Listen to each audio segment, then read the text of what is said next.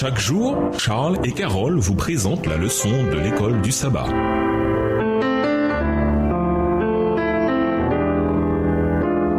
Bienvenue à votre émission. Nous voyons un son de mercredi, un caractère éprouvé. Le rôle de Timothée en tant que co-expéditeur de cette épître a déjà été mentionné. Philippiens 1, verset 1. Paul détaille à présent combien Timothée lui est précieux en tant que co-ouvrier. Il est décrit comme un évangéliste. De Timothée 4, verset 5, que Paul avait envoyé en Macédoine. 1 Timothée 3, verset 2, à comparer avec Actes 18, verset 5 et Actes 19, verset 22. Et en plusieurs occasions à Corinthe. 1 Corinthiens 4, verset 17. 1 Corinthiens 16, verset 10. Précédemment, il avait travaillé avec Paul et Silas à Corinthe. 1 Timothée 1, verset 1, 2 Timothée 1, verset 1. Et plus tard à Corinthe, 1 Thessaloniciens 1, verset 1 et 2, 2 Thessaloniciens 1, verset 1. Et plus tard à Éphèse, 1 Timothée 1, verset 2 et 3, à comparer avec Actes 19, verset 22. Paul décrit Timothée comme quelqu'un qui est animé par le même sentiment. Philippiens 2, verset 20, version Darby. Le terme grec, qui signifie littéralement ayant la même âme, indique qu'il était comme Paul sur bien des plans, y compris dans son engagement envers Christ. Ses efforts énergiques pour diffuser l'évangile et sa préoccupation pour les Philippiens en particulier. D'après vous, pourquoi Paul parle-t-il aussi positivement et aussi longuement de Timothée ici? Voyons Philippiens 2, les versets 19 à 23. Que dit-il d'autre sur lui? Lisons 1 Corinthiens 4, le verset 17 et 2 Timothée 1, le verset 5. Philippiens 2, versets 19 à 23. J'espère dans le Seigneur Jésus vous envoyer bientôt Timothée afin d'être encouragé moi-même en apprenant ce qui vous concerne. Car je n'ai personne ici qui partage mes sentiments pour prendre sincèrement à cœur votre situation. Tous, en effet, cherchent leur propre intérêt et non ceux de Jésus-Christ. Vous savez qu'il a été mis à l'épreuve en se consacrant au service de l'Évangile avec moi comme un enfant avec son père. J'espère donc vous l'envoyer dès que j'apercevrai l'issue de l'état où je suis. 1 Corinthiens 4, le verset 17. Pour cela, je vous ai envoyé Timothée, qui est mon enfant bien-aimé et fidèle dans le Seigneur. Il vous rappellera quelles sont mes voies en Christ.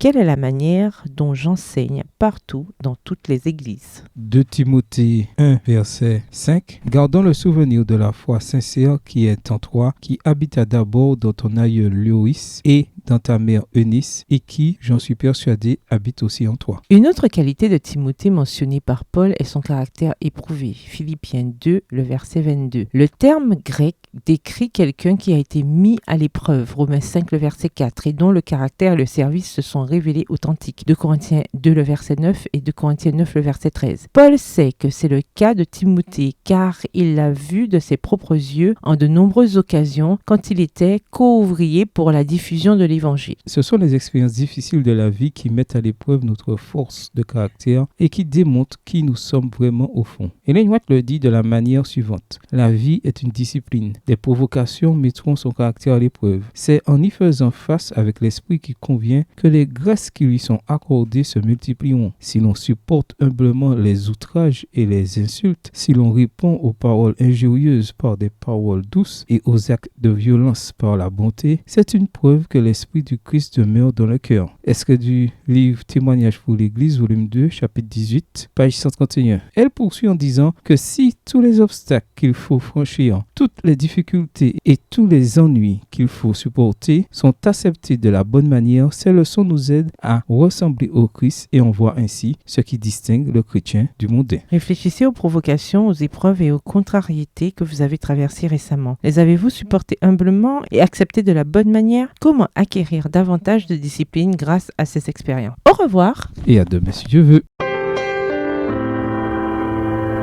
Dieu nous parle.